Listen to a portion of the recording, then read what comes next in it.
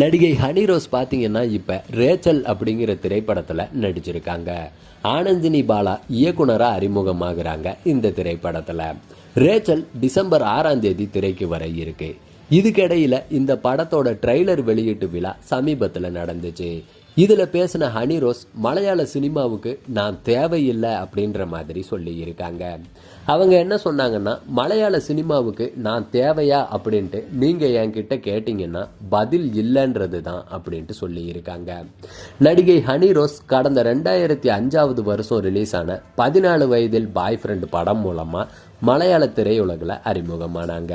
தொடர்ந்து பல படங்களில் நடிச்சிருக்காங்க.